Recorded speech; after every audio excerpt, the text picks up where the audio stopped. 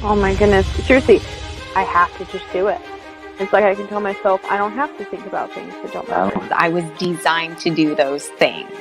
How the hell does this guy know this about me? It's impossible to not see. When Dan read for my sister, she was like, he's psychic. She's like, how does he know that? Yes. She's like, it's human design, guys. Like, it's just a testimony of how legit it is. Seriously, Danny was like FBI or CIA. He's like, how the hell does this guy know this about me? Having my chart read, there were just thing after thing after thing that I was just like, wow, that's me. This man is reading me and I've never met him before. I was in the midst of one of the biggest emotional waves I've ever been in my life, and he saved my life.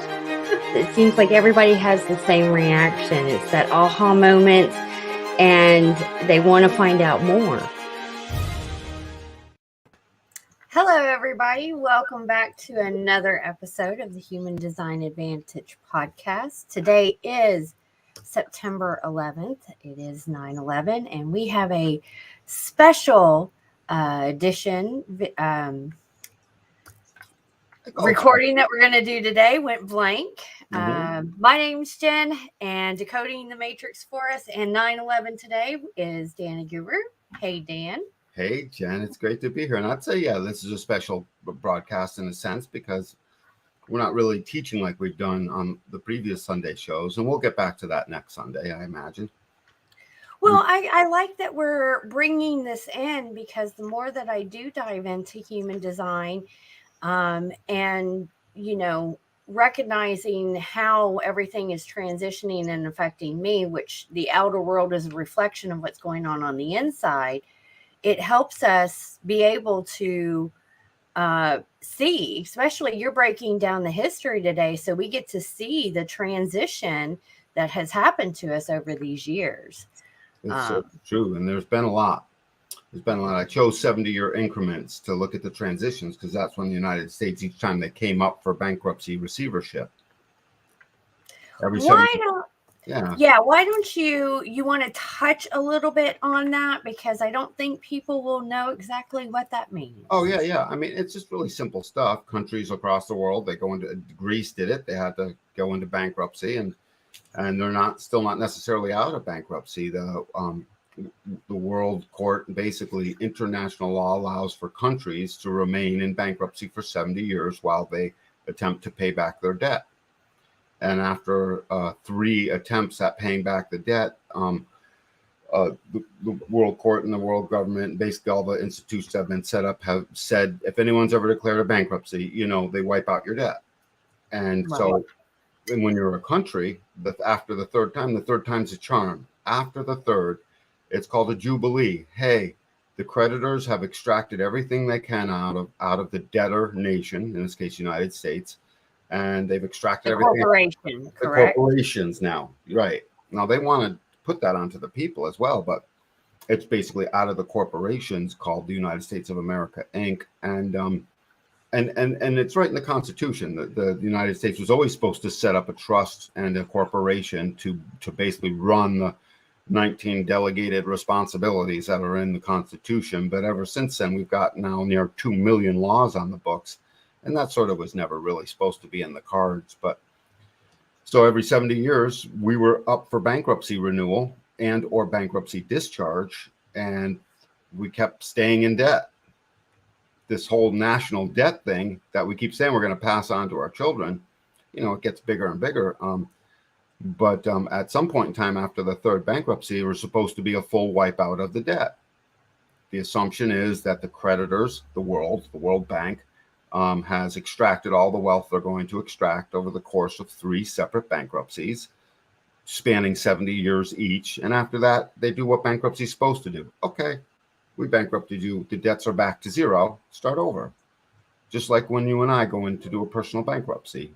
It's a lot. Well, some of the people that may be viewing this, one doesn't know that the difference between the United States in all cap, and that it's a corporation. Oh yeah, I mean, it's really simple. There's a corporate United States, which is supposed to conduct the affairs and the treaties and the affairs that were granted it in the Constitution. It's really straightforward stuff. And then there's the United States, the land, everything outside of DC. And these two things have gotten a little muddled up. In case anyone feels a little bit like a debt slave, you sort of are. But I guess that's for another show to really go into the details and mechanics of that. And it's not really relevant right now. We're going to see what the country's gone through during each of these periods, and how there was always something coming up around the bankruptcy time, and how very much there was a crisis, Jen. There was always a crisis. Always. And there's always a crisis. And what I found interesting, as we'll start to see, is crisis has been in the sky every single time. 3635 was in the sky, so much of it. And we'll see some interesting things as I look through these charts a little bit, not too much, because I still like to be surprised and read live. But I looked through enough to see, hey, there's some things. I even bookmarked a spot in the book so I could read it off. And so we're going to go through the history of the United States of America and our citizenry and our love of our country and our desire to be free and own the land outright, not by anyone else, and become what we hope we are to become, what we sort of lost track of a little bit in this country. People dim down, they dull down, the phone becomes an altar into which we pray, in a sense. And it's the programming. Yeah, and we get programmed, absolutely. And everything else that they do to keep you down. Right. We've seen there's a big machine that tries to basically censor and keep everything down, and whatever. And all of that's starting to lose its wings. I think this is good that we do cover topics like this, because for those who are viewing or following us, you'll hear us use the terminology 7-centered way. We've been stuck in a 7-centered way. I'm pretty sure we'll see a lot of 7-centered ways that we really need to break out of. And the most important thing before we dive into this that I feel is important and on my heart is that, guys, we are in a massive transition right now. Nobody on this planet has ever seen that. And, the Great Awakening, all that stuff starts with us as the individual. The only way that we're going to make a change, and a lasting change, is if the individual takes personal responsibility and starts making that change inside. And that goes with getting your human design reading, understanding who you are, healing your trauma, working on your shadows or your not self themes, starting to educate yourself on stuff like this, of what's really going on, instead of burying your head in the sand. Because the more that me and Dan dive into things behind the scenes, it's mind-blowing, but it also makes sense why we are stuck. And I see so many people in the collective bitching about why they are stuck. Well, here's the wake-up call. It starts with you. My friend Chris Martinson pointed out one of the things about waking up the individual. I'm tying it together, but he had pointed out, it wasn't all that long ago when, as soon as a young person had a little bit of trouble, there were local elders that would show up and size up that son, size up that daughter, that child, and with their own 2 eyes, and make a local decision and so forth. And they would, the guidance of the individuals, the youth as individuals, would be guided by the elders as individuals. And at 14 years old, if it wasn't a ceremony of a rite of passage, it at least was a sizing up. You know what I mean? It was a continuity between the older generation and the newer generation rising up, because they will one day be the elder generation. And we've lost track of a lot of that. And I hope some of this episode puts it back into focus, that what you're saying. Well, when I got into my Mayan astrology, and I have ties to it still, I've done some studying of that culture.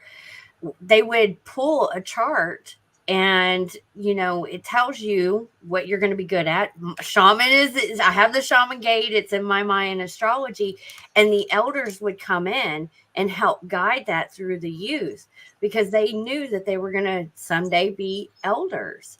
Right.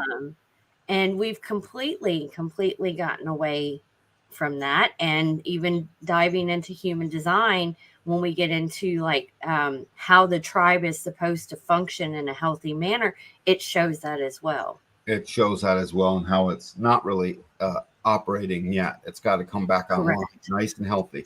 The United States and every country and all the countries of the world, they can be looked at as separate tribes, and within each country, there can be thousands of tribes within a country. It's supposed to be that way.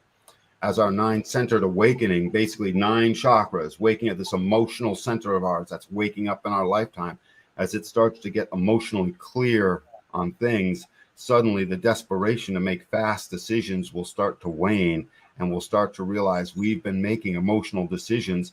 And the very definition of an emotional decision is over time. Let me sleep on it. I'll get back to you next week, instead of, oh my God, run, kill it. You know what I mean? Now, in the now.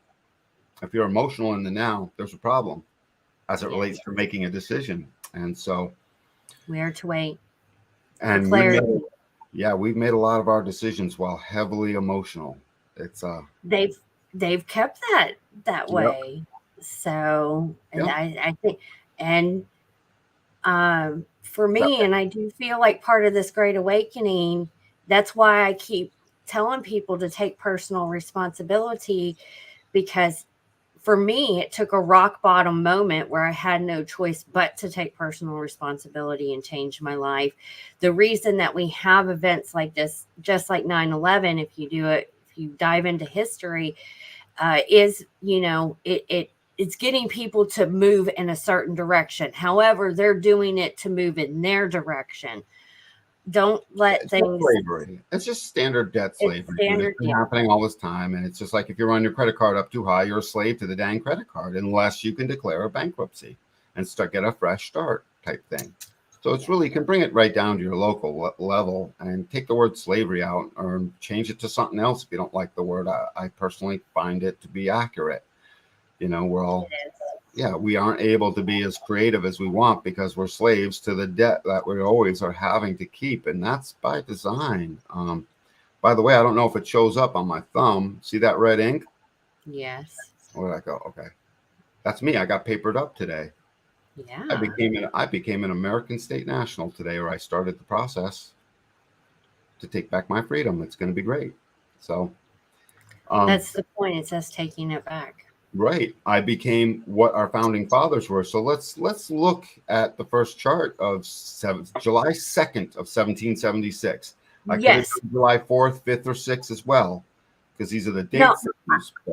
I like that you picked that date. Before we pull that up, but just to let you guys know, Simone is going to be joining us in a little bit as well. Good.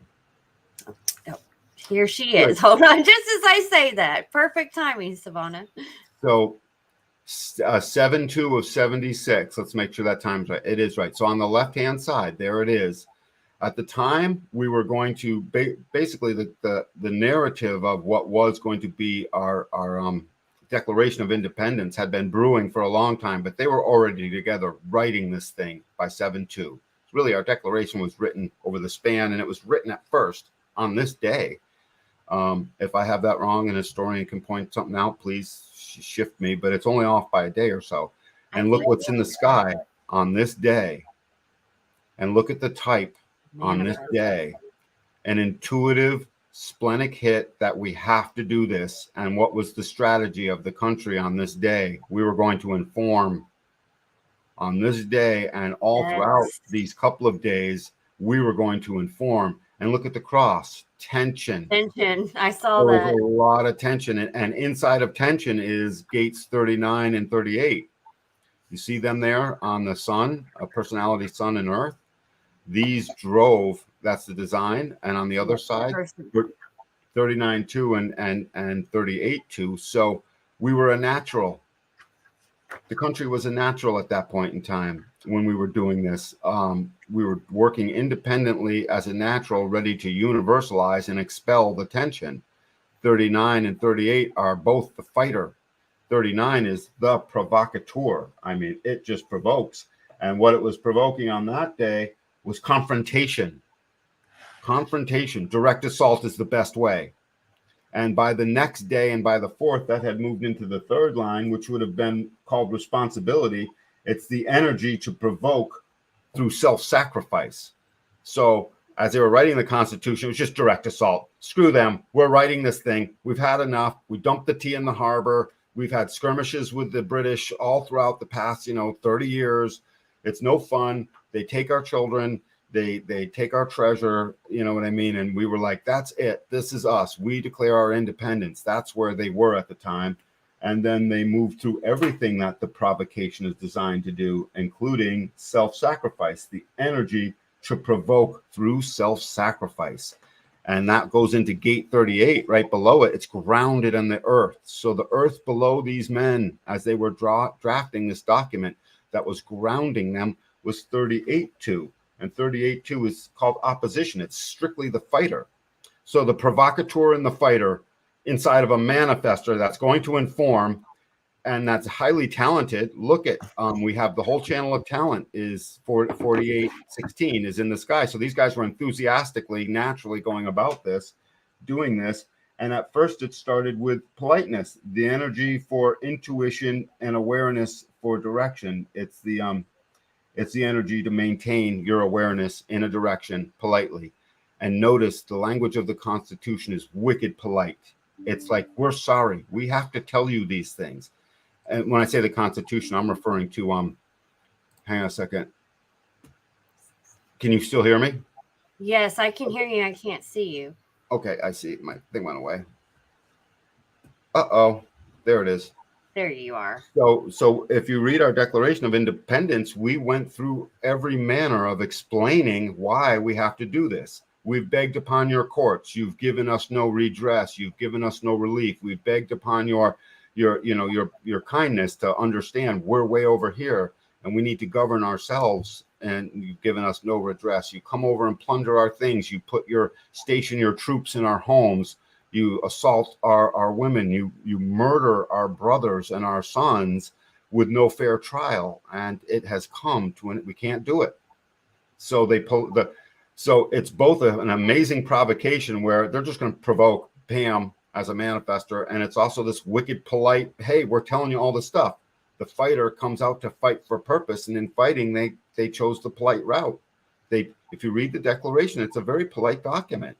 They point out everything. It'd be like an argument between a man and a woman, and they both manage to keep a level head, and they say, hey, listen, these are my things, and they get a chance to spell them out, and that's how they were acting.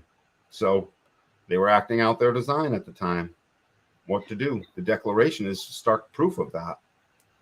And go, Dan, yeah.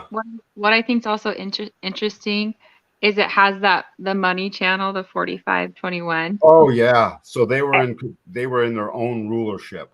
They were taking right, and that isn't that channel. It's all about like getting the resources, managing your own for the tribe. That's kind of is what America was doing at that time.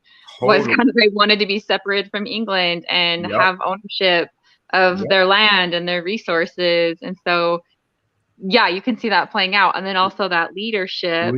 Yeah. The alpha is also in there. And gate 15, the ability and the willingness to accept their own extremes. So it was an extreme day. Gate 15 is sitting there off the G center at the bottom. And you're right, the channel of the alpha, the channel 7 to it's a channel of being influential, 7 to 31 off of the G center to the throat. Yeah, I can't see it on my screen because it's too small. So I was looking at the other screen. No, it's okay. It's just from the G center up to the throat. There's the channel. You did it. And then also, Dan, that isn't that channel or gate 16, that enthusiasm. And they were enthusiastic. Yep. Yeah. And they had the depth. They had the depth. 48 was the depth. So the depth to be enthusiastically identified with the extreme nature of how they were going to rule their own selves and become influential. And look, they had gate 62, so they had all the details on how to spell that out. I mean, this was the perfect chart for that day. They were loaded with details. Look at it. Yeah, I love how like the neutrino field, it impacts all of us at a collective level and what's kind of like manifesting out when it influences us. So it's like they were totally provoking the England, and they were fighting for what they wanted. And so, absolutely. I mean, you can see this. provocation, Savannah, because I'll read it one more time. It's great. This provocation was this direct assault, the energy to provoke through direct frontal assault. So that was their provocation. And think about what 39 does. It's provoking the spirit. Their spirit of their humanity had been crushed for too long. And suddenly this tension comes in the field, and boom, they're tense, and they're trying to provoke it, and suddenly the unexpected. Look at the nodes, Savannah. See those That's nodes? what I was going to ask, is what are the, I kind of can't see because it's too small. Can you tell me what's in the nodes? Yeah, it's 3141 on the personality side. 31 and 41 are part of the cross of the unexpected. Boom, unexpectedly, their desire to free themselves and find their spirit finds influence and becomes the influential leader. Unexpectedly, these men got brought together to exert their influence, and they did. Within a week, definitely did. Yep, 55 men signed that Declaration of Independence, and every single one of them put their head in a noose when they did so. Think about that. And then isn't that gate 41 is all about like desire and imagination and like your dreams and wanting them to come forward. So that's just so interesting, right? That's exactly what was playing out with America and all the men who wanted a new, better world and freedom. And if we look at this whole root center, we start to see everything going on in that room, truly. On the top, we see stuff, how it got acted out. The manifestor that was the planet at this moment, the manifestor said, hey, we're informing you. And it didn't wait. It did. And that's what a manifestor is supposed to do. Hey, we're doing. I'm informing you. Beep, beep, move over. I'm going to run you over. But this root center really says a lot about what the workings were going on. The fighter fighting to get their word out, 38. 41, like you're pointing out, this incredible, insatiable hunger to fulfill the desire that just leaks out of this root center, which is all about the adrenalized need to fulfill a desire and get a process started. And it's the start codon. I mean, in our genome, there are several stop codons, but there's only one start codon that I'm aware of. And 41 in the body graph is that start codon. It's opposite the histidine codon, if I'm not mistaken. I'm probably mistaken on that. Don't count me on that. And then 39 was here to provoke the spirit. Well, they already did that. But look at gate 52, which is off the top of the root center. That's the mountain. They had the ability to sit still. That's what 53 does. It's the adrenalized capacity to sit still long enough to focus. So what was happening for these guys? They were sitting still long enough to focus, and they had that in their body graph for a couple of months. Because look, it's in 52 is in Jupiter. So Jupiter moves slowly. It would have taken a month or two to go through this whole gate. So they had the patience by which to sit still and focus and concentrate on the details that we're going to need to go into these things. And that's what they always do. Yeah. Everything that they wrote had a lot of forethought in it, because it is our safety plan for what's happening today.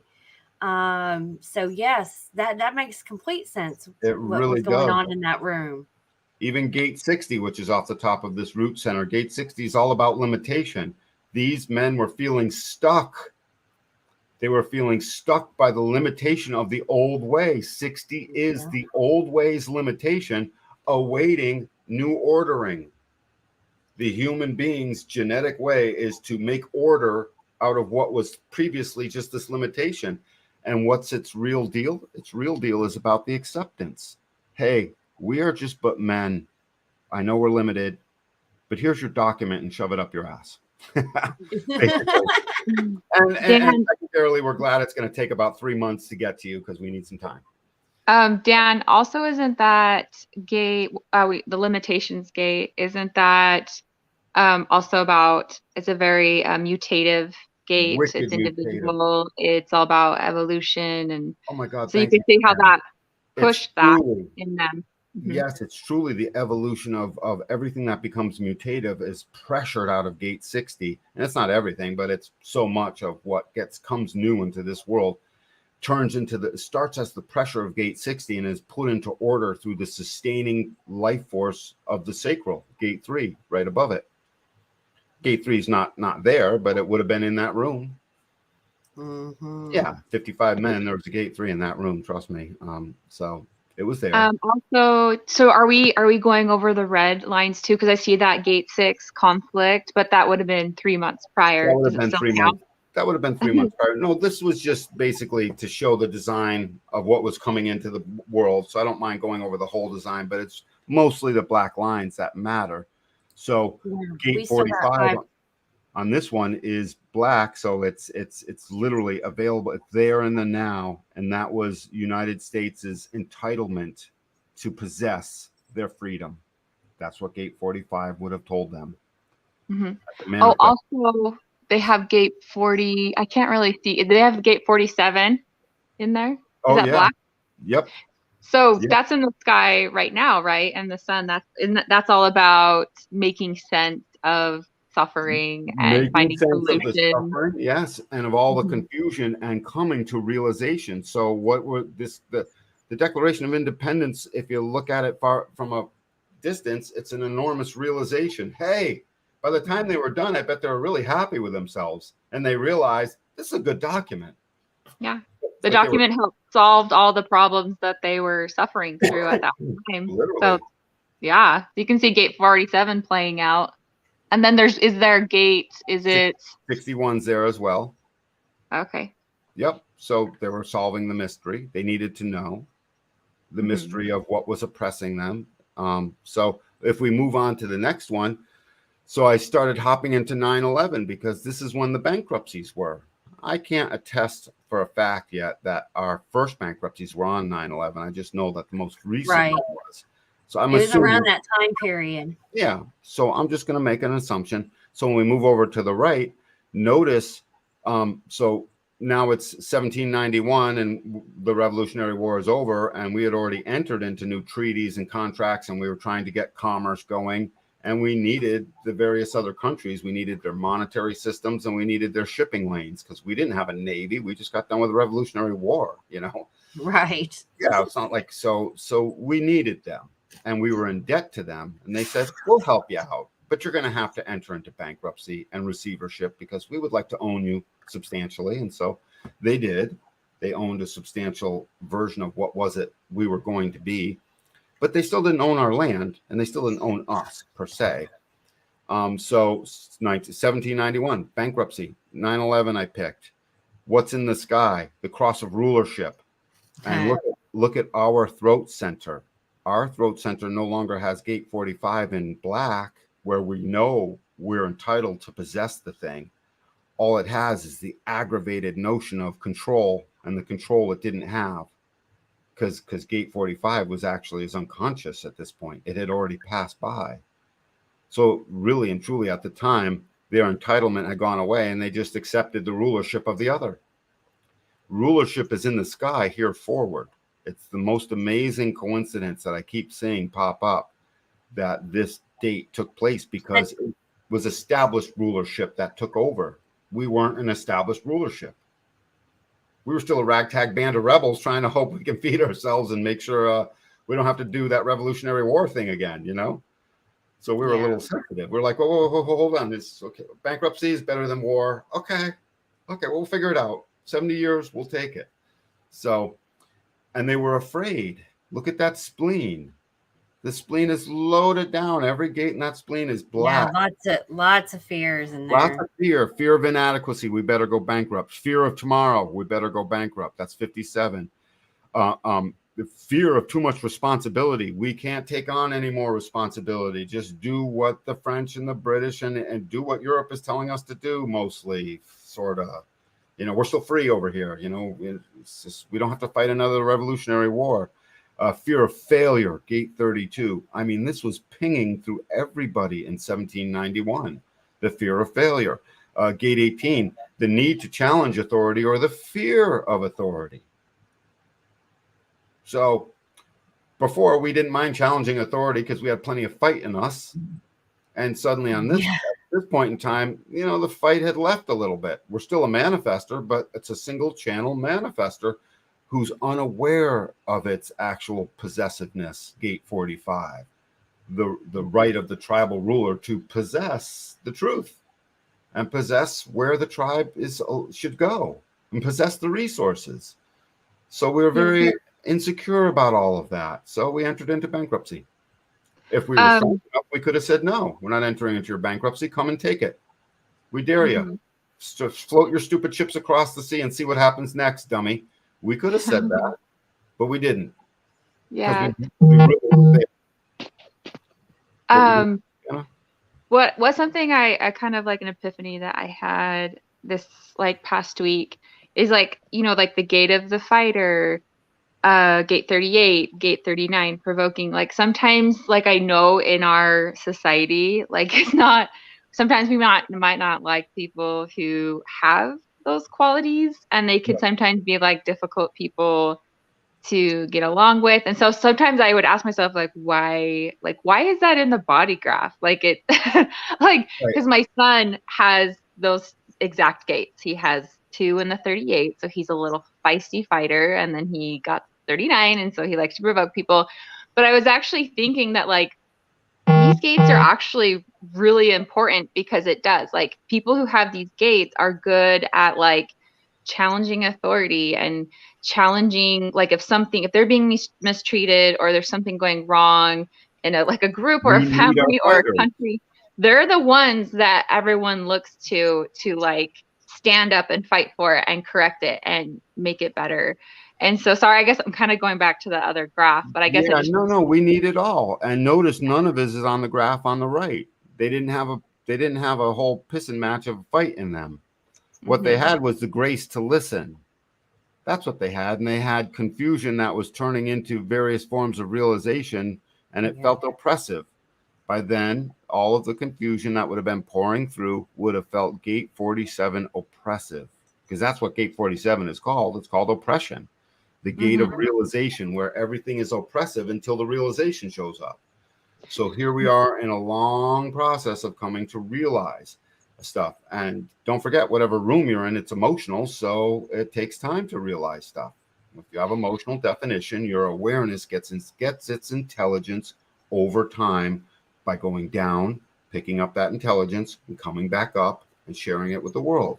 Going down, you pick up that spiritual, emotional, new intelligence, you come up with your clarity, and boom, you've just re-empowered the world. So we were more in a listening mode at that time, because gate 22 is conscious and it's sitting there in an open center, and you know, we just weren't necessarily ready to basically fight the revolution all over again. So I also know the gate 47, like it feels this pressure to make sense of what's going on, and it's trying to find solutions and answers. And so sometimes though, if it can't get that, it can lead to this mental chaos, the overwhelm, the hopelessness. Oh God. Yes. Yes, because look, it's a collective gate, so it needs to be shared. So they're trying to share their confusion that they can't necessarily put names to, because they didn't have these human design body graphs back then. You know, they didn't know. All they had was their intuition, and people were easily astrology. Well, they had astrology, and on top of that, they had the ability to be afraid.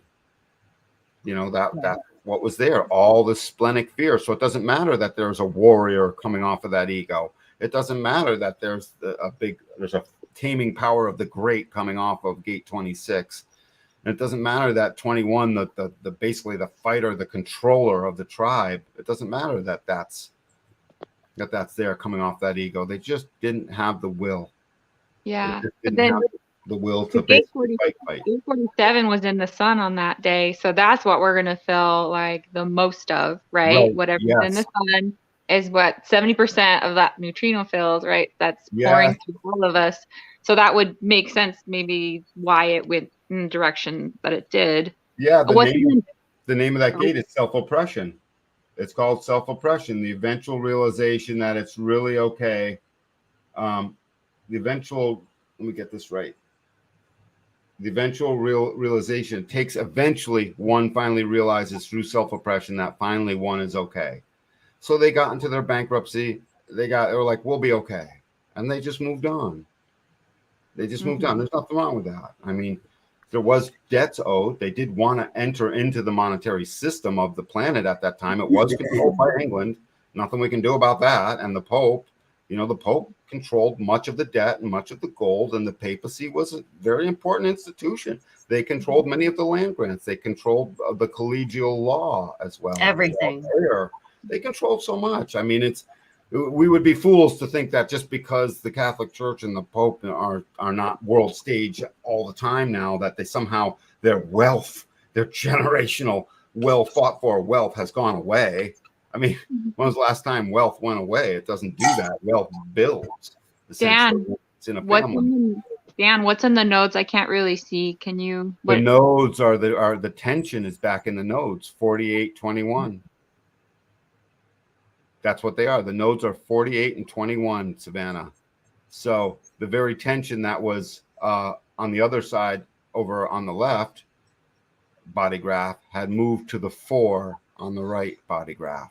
So there was a lot of tension, feelings of inadequacy, not sure what they can be in control of. All of this would have been in the sky. So they entered into the bankruptcy. What to do?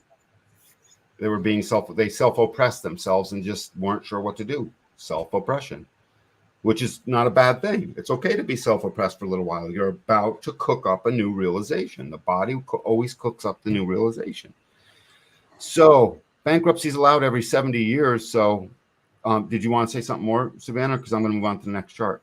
Oh, no, I'm ready for the next chart. Is it 9/11 that you're going over? We're going over we're getting there. Yep. So go to the next two, Jen, which should be 9/11 so 70 years later. We're here. I know it says 19. This is 1933. So this chart 9/11. It says 9/11 2001 on top. That's my bad. Look at the born date, September 11th of 1933. So that's what it is. So we've got 1861, which is 70 years later, and then the next chart is 1933, 70 years after that. A little more than. I really should have put 31, but it doesn't matter. So September 11th of 1861. Was anything big going on in 1861 to divert everyone's attention? That the money system was going to collapse and be bankrupt and get reformed into a new bankruptcy trust. That was the start of the Civil War, wasn't it? The Civil War erupted right around that time. So, which eventually led to the Federal Reserve, and that happened later. That happened in 33. It's all part of it. Well, that happened in 33. Yes. So, but if you notice, so we had to do a lot of thinking back in that time because this was the very first time a full bankruptcy was coming to an end, and the whole country was not so far away from its original revolution that it didn't have old timers that remembered, and that it didn't have news and history of what that was all about. So the American spirit was growing. 70 years later, there was new wealth in the country, but we still had debt. So somebody had to come and do a lot of thinking to figure out how to keep this debt moving. And for these next two body graphs, this 140-year period, notice both times we got head centers defined. Yeah, I know. I just noticed that. Yeah, and both times. And in 1861, there was emotion. We were emotional. Solar flex. So we were emotional. We're still on the cross of rulership, but it's still not our rulership, because look at gate 45 is still red. It's unconscious. We were still insecure about our rulership, fearful of failure. And all we needed was the right talker to talk us into that the Civil War was a good idea. And that talker would have had a defined head and a defined ajna and come up with stimulating things to say. And they did. And that's what they did. And so the cross of rulership was in the sky. And now the nodes had 38 and 39 now switched into the nodes. And so, we would have wanted to fight, but we just didn't know necessarily what to fight for. We were a generator trying to move quickly on an emotional wave with some very clever headspace above us, figuring out how to truly make new monetary system that the American people won't understand. And it was right around this time that we had to sign on to the amendments that were no longer like constitutional amendments. They were like legalese amendments. Every Makes amendment from number 14 on reads like a legal document rather than the first 10 amendments, which read real clear. Hey, you got guns. Hey, you can talk. Hey, you're free from persecution. You know, hey, your due process, all the things in the Bill of Rights. They're very simple. Anyone can read. They made it for everybody to They understand. made it for everyone to understand, and it was the 14th Amendment that stopped being easily understandable in every amendment thereafter. And what got that started? A confusing head process that had all that mental ajna activity going on. Look at it all. That ajna is cooking with returning over and over to how to figure out how to make this happen and come up with a logical formula that gets through the confusion and comes up with a solution. It wasn't a solution for the people, let me tell you that. The Civil War ushered in a solution for the rich and the elite to have a new debt system that would definitely work real good for them, not for us, you know. And we not waiting for clarity and all that. So I can only imagine, you know, with the Civil War, the start of it, and everybody's emotions and those who are actual emotion beings just magnifying on the non-emotional, like. Right. And all of these times, even the last two ones, the root center is open. So everyone's under pressure to do stuff. Yes. And in 1861, the country wasn't sure of its own identity, open identity. We're looking for love and direction. Love and direction. We're looking at an open throat center, not sure what to communicate, not sure what to manifest. The country had no real voice, but our leaders had a voice, and they spoke, and they re-indentured us pretty well, actually. You know, again, you can see it just in today's life. We're to please everyone, raise your hand who has no debt. You know? So no one raises their hand, of course. So then we move. So that was 70 years. Oh, a Civil War. Well, coincident with the time that, hey, all the money's going to fail. You have to re-enter bankruptcy court. Internationally speaking, you're just the United States. We know you guys think you're the cat's meow, but we still own the paper. We still own the shipping routes. We still own God through the papacy. We still own, you know, we own this stuff. So, you know, we got lots of power. We got French, we got Spain, we got Norway, Scandinavian countries. All those places had ships. More than we did, you know what I mean? We were still growing up, but we were starting to mechanize by then. We were getting smart. And then 70 years later, does anyone remember what happened 70 years later, starting 29 through 31, 1929 through 31? The start of the Federal Reserve.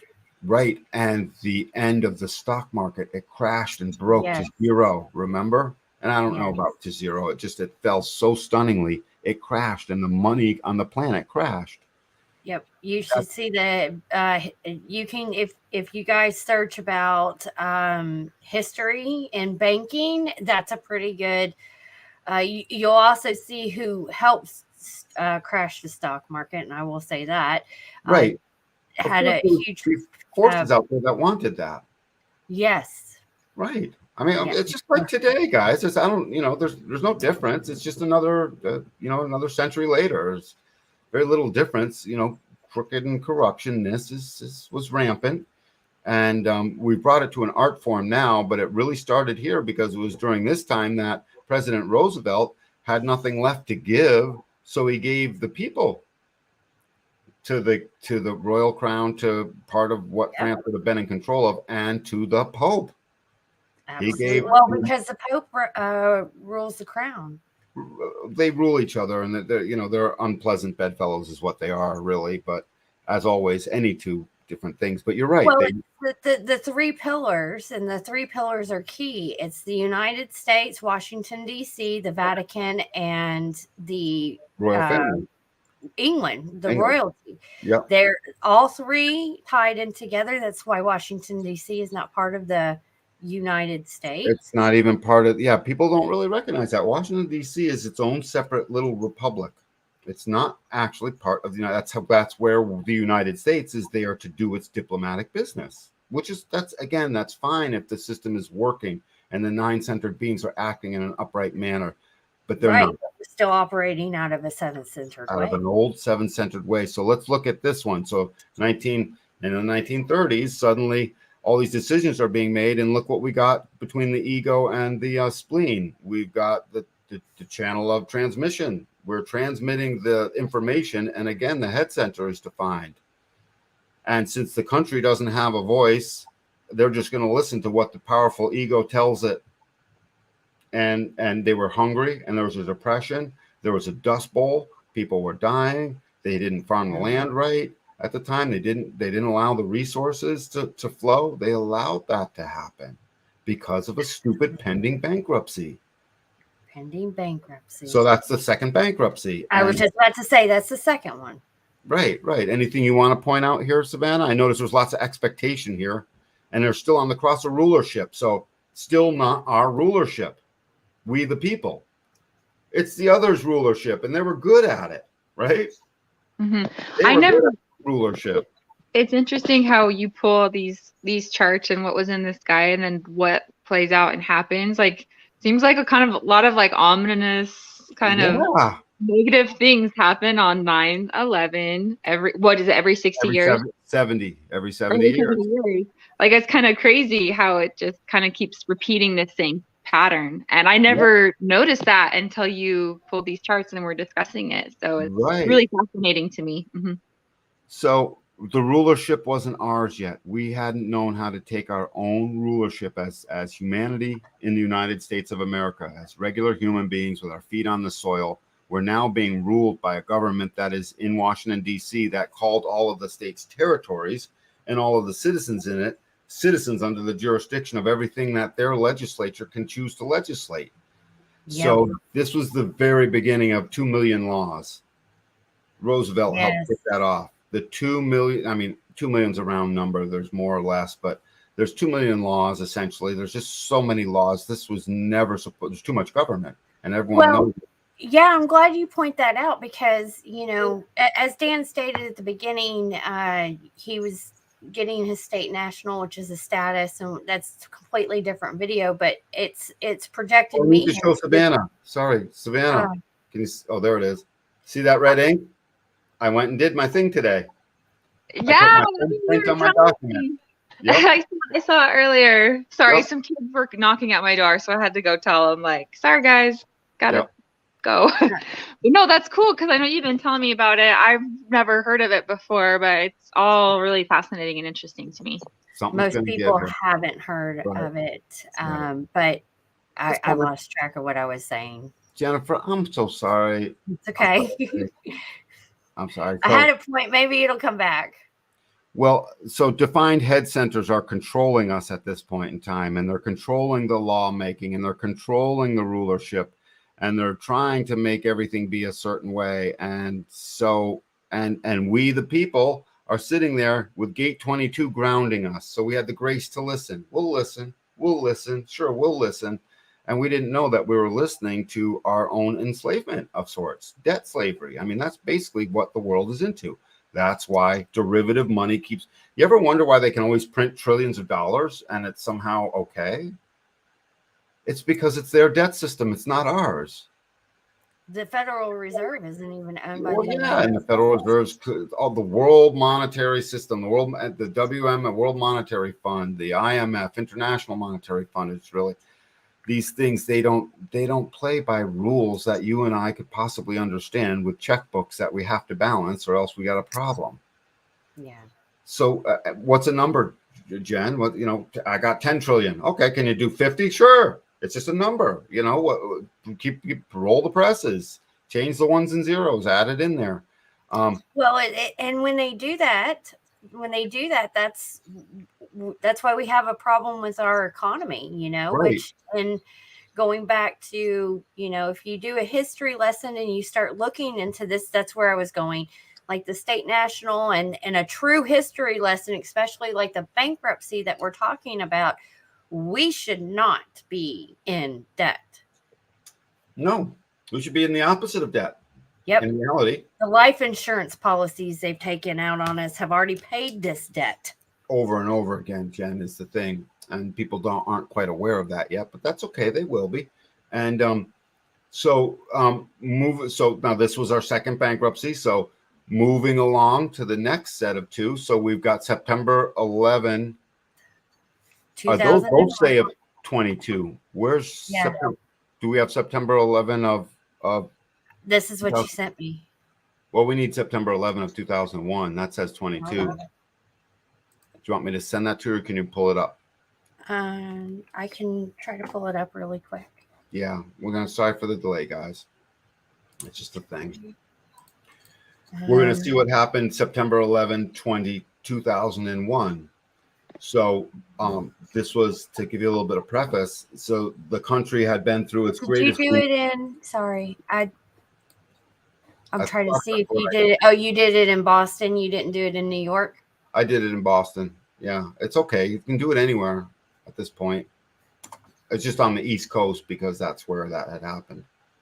You can do it in New York. What I think is interesting is 2022. So now that chart is almost identical from 2001. Well, these are both 2022. See, I made a clerical error. This is my bad. I'm like, oh, they're identical. Right. You were seeing very clearly. So here we are. There's a lot of action in September 11th, 2001. You see that date's there, right? Cross the rulership again. Yep. So here we are on the cross of rulership. And we're emotional. We're ready for an emotional decision. We're doubly emotional. Look at that emotional solar plexus defined twice. And we're open ego. We don't know what we want to prove of ourselves. And we're in the channel of rhythm. There's a bunch of extreme stuff about to happen, but the rulership still isn't ours. The country doesn't know what to think. It's a giant open head and ajna, back to the open head and ajna, because they didn't want us knowing what to think. Why risk it? Right. And so, I mean, essentially that would have been the case. And look at all this emotional definition. All we wanted to do, all gates lead to the gate of crisis. The gate of crisis. And if you bump that time forward to the time of our show, which would have been bump that time forward to you have what time you have there? 0101. Oh yeah, bump that time forward to 10 a.m. Yep, 10:01 works. Yep, let's just run that. So I mean, not a lot changed, but still, we're still sitting here now. Everything is strategic. You see in the arrows, you start to see that the profiles are changing. We're heavily emotional. We're incredibly emotional. We're starting to become able to just accept emotional decisions quickly. No one makes good decisions when they make them quickly. And open head center at that. Yep, it's still open head center. Nobody knows what to think. So government, tell us what to think. And government, tell us why, coincidentally, there always seems to be something incredibly massive that happens right around the time that we have a bankruptcy. 70 years later, this was a bankruptcy. We're supposed to have it. We're doing international court at this point in time. And suddenly the towers start falling and this amazing attack comes upon us. The thing about December 11th of 2001 is that was our third bankruptcy. At the end of this bankruptcy, we were supposed to have what happens at the end of all bankruptcies. Finally, the debt is wiped clean. We were due to reset the American debt back to zero. But that doesn't happen because during the bankruptcy, if there was an event, something to delay that, terrorist attack or anything like that, it would delay. It would delay everything. And so that it's called a jubilee, where we're supposed to be able to declare the debt's gone. Right. Now, look what's in the sky. There's so much here confusing us. First of all, we're a generator. Okay. So tell me, guys, you guys aren't generators. How dumb do generators get sometimes? We're just busy with energy, not knowing what the hell to do. So with this big, massive thing to respond to, you tell me what's a generated American response going to look like at that time? It's going to look unanimous in one direction, right?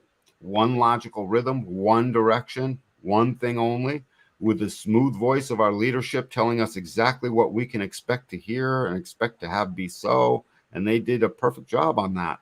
So our rulership had come into good play. Finally, the American rulership was actually working just fine. They ruled just fine. They ruled us right past our ability to discharge all of our debt. Hey, Savannah, how happy Hey. would you have been in 2001 if someone said, hey, you don't owe it anymore? You've been psyched. That would be Awesome. Yeah. wonderful. Oh, you don't, what? I don't owe it anymore? Yeah, you don't owe it anymore. We clean start.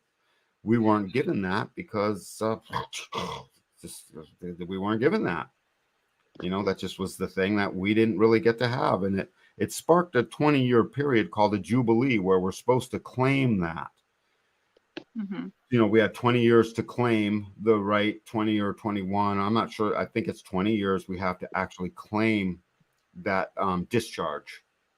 And So who started the Jubilee year and the debt? Where did all that start? Where did the it come Jubilee from? started by function of the date coming. The date set that it is a Jubilee. And the Jubilee is just a word for, hey, 3 bankruptcies, one after the other, just you're wiped out. We wipe out the debt. The debt came from part of the Revolutionary War. Right. Right. That's why we eventually filed bankruptcy, because we couldn't pay the money that we had borrowed from the French, I believe what it was. Yep. After. So they entered into a bankruptcy because it gave them 70 years to pay that off. However, I'm pretty sure during that time that debt started growing. No, it did. It grew. It kept growing. It got bigger and we could never pay it off. That's why the Civil War, and then after the Civil War was when they established the Federal Reserve and they started issuing birth certificates and Social Security, because to pay off the debt, the American people at the time of birth was given away. We were sold into slavery. Where that's well, two different of us were actually. Right. And we just couldn't tell because everything was working and there was so much money floating around. We thought it was okay because we didn't know any better yet. That was the thing. And we had a certain amount of inner peace about all of that. And so we just went with it. But if you move forward now in time, that generated response to 9/11 was perfect, right? Our leaders and our rulership would have loved that generated response that America had, right? We're a generator. So we have this beautifully generated response. Manifesting generator. Yeah, emotional manifesting generator. So everything's fast. And we need a response out of the American public. Yeah, but the whole... You know, as much as we say they don't know about this stuff, I will say this. If they're following astrology, and even when I follow astrology with what's going on, it ties it in. They picked a perfect time to really emotionally affect people, to get them like to, you know, really amp up or prey on their emotions, because there was never a period for clarity. Savannah. Within the whole chaos of 9/11, everybody who is viewing this, especially in the United States, can remember exactly what they were doing at that time when this happened. That's an emotional imprint on people. That's right. I remember the stairwell I was walking up at the time going, what? I was working and actually helping, you know, organize files for a business. So we were getting ready to put them off into a storage because it was after 7 years and we can take those documents and put them away. Do you remember what you were doing, Savannah? What was that? Do you remember what you were doing at that time on 9/11? Do you roughly? Yeah, where you were? I was a senior in high school I would have been a sophomore in high school. And I remember waking up and my dad was watching it on the news. So, because I'm on the Mountain Standard Time. So when it was all happening, I was getting ready for school. Right. And we went to school and we just watched the news the whole time we were at school. So that's where I was at. Well, look at this chart. So this chart was America at the time. This chart is designed to have a fast emotional response. And how clear are we during an emotional response? Not very. Oh, yeah. And they have the channel of emoting on there, the 1222 channel of emoting. And then I also noticed gate 49. They have the whole channel of sensitivity. So, and gate 49 is like, you're not with us, you're against us, right? The revolution. And that's like, they say that's like the divorce gate, the revolution gate. So that would play a part, that gate 49, wanting to start a revolution. If you're not on our team, if you're not in our tribe, like you're against us and you're out, right? 9/11 helped pass a lot of things. Prior to 9/11, they wanted to, I can't remember what it was, what they passed, but they wanted to be able to track people on their devices, okay? Or cameras, listening. American people didn't want that. After 9/11, it was, oh, we got to have all this, because if we would have had it in the first place, we would have known that they were planning something. So right after 9/11, it installed a lot of laws that's why now they know exactly what you're doing, what you're eating, what you know, you can say, I need something from Home Depot, and it comes up on your phone. We're finally not happy about that. Finally, the planet is starting to say, we don't really dig this surveillance state that we're in. And that, by the way, that the not self of that line, that fourth line, Savannah, it's good you point out that, because it's in a far out planet. So that's there for a while.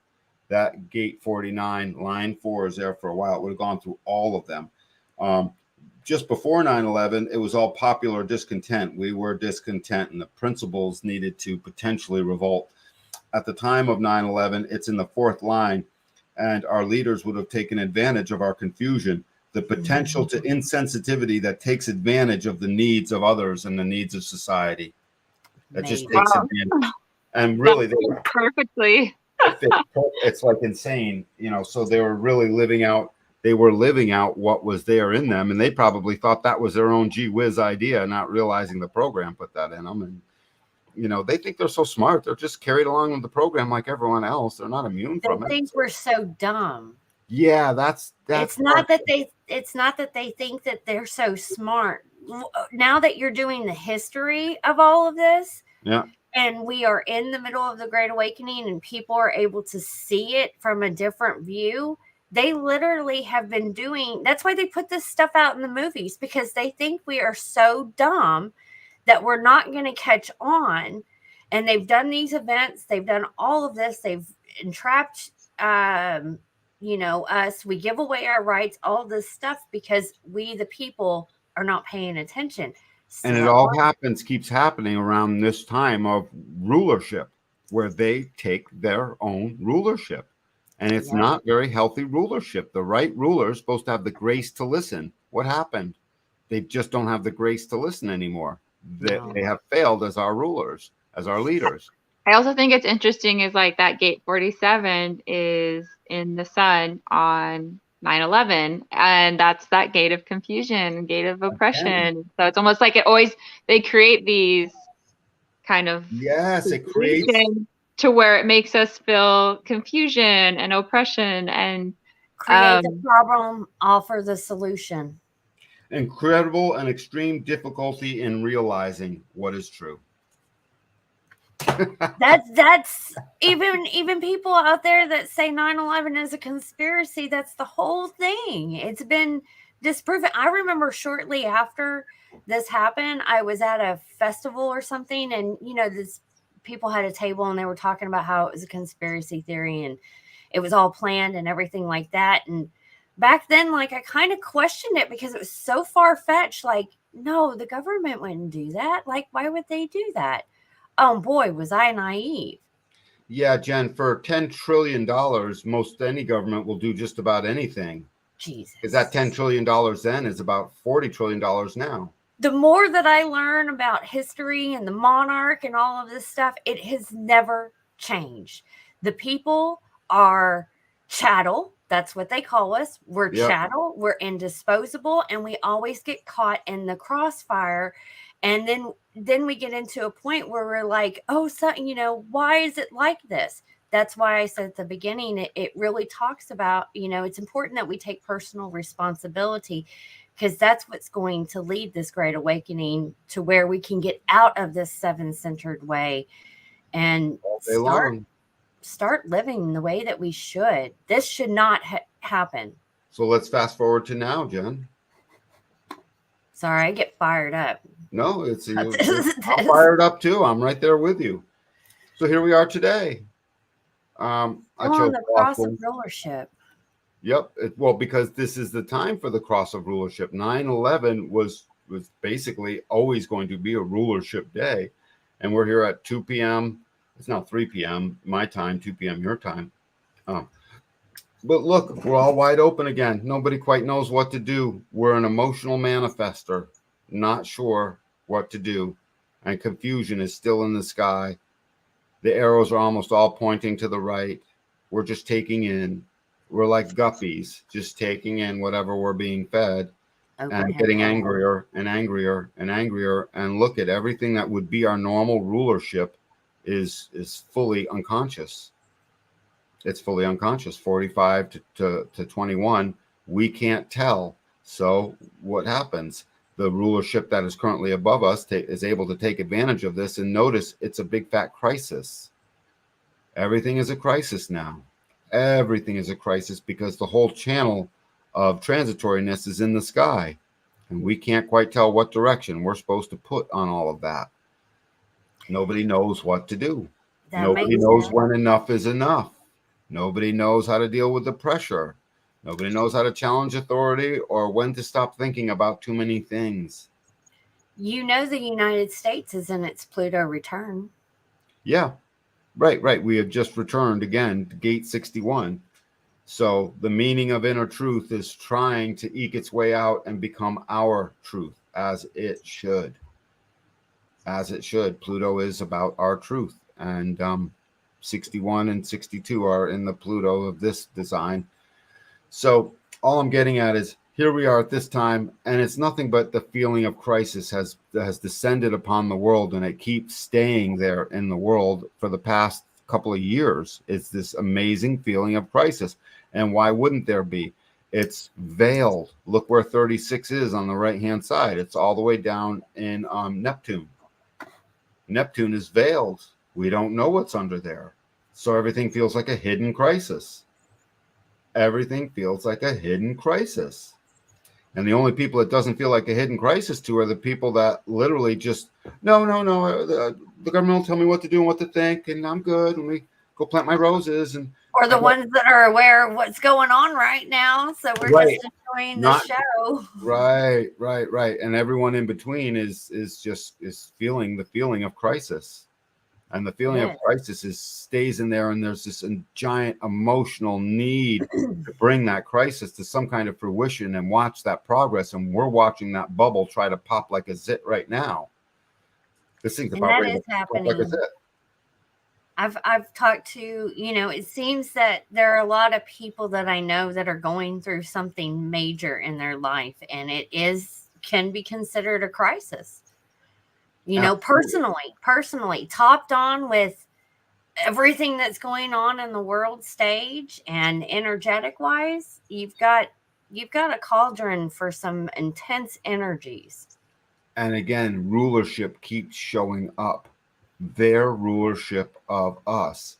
The American people have yet to actually stand up and take back their own rulership, substantially so. Instead, we still just roll over with the debt that keeps building, the inflation that keeps squishing us. Pretty soon people will start dying, and then they'll start to realize that gate 49 is also in the sky for a reason. And gate 49 is going to stay there for quite a while. So pretty soon the principles that do drive revolution are sitting here in gate 49, and it's going to keep coming back over and over again until we finally get it right. It's not an emotional crisis. It's a time to wake up and get steady and clear about what to do. And that's what this chart is moving towards. That transitoriness on the far right, that channel of transitoriness may seem like it's all crisis, but it moves and it comes to progress sooner or later.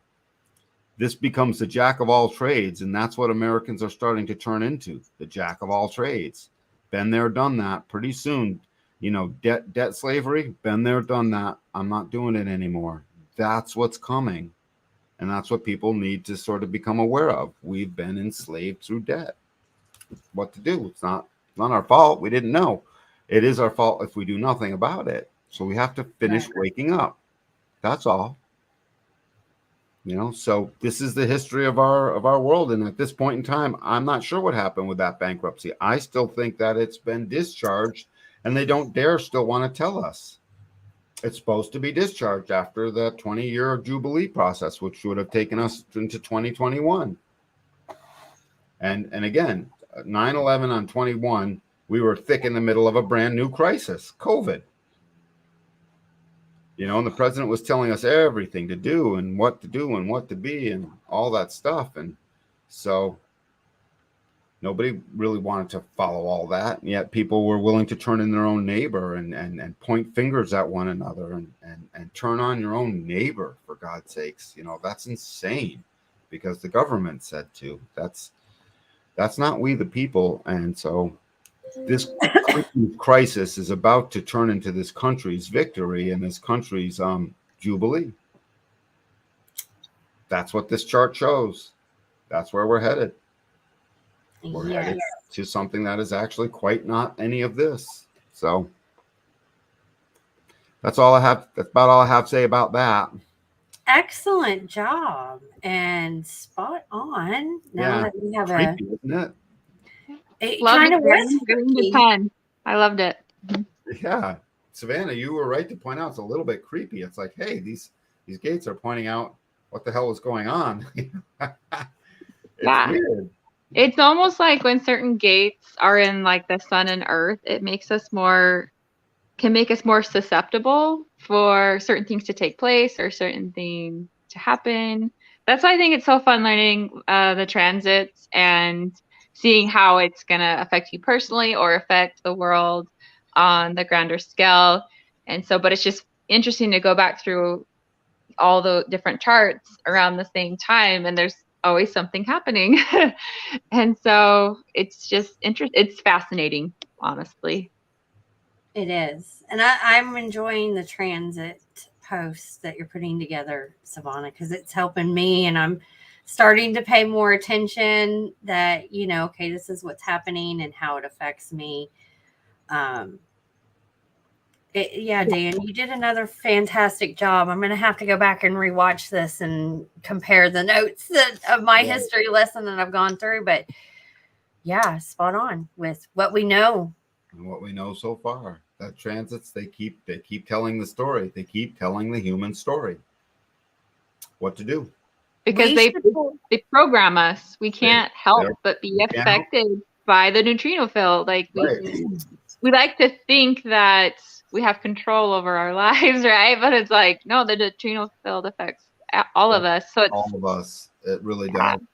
We're always in the sea of programming, like the seaweed moving back and forth with the tides of the neutrino ocean, programming us in different ways. The trick is you become aware of yourself, and then you realize how you're being programmed, and then the conditioning is no longer bad, it's good. Yes. It becomes where you kind of just sit back and watch, like, okay, this gate is coming into the sun. Like, how will this play out for me today? Or on the news, you know? So it makes it gives you that awareness and makes you be able to kind of sit back and become the observer instead of having it suck you in and, you know, play with your emotions. And so I see a particular glow in your eye, Jen. What do you got?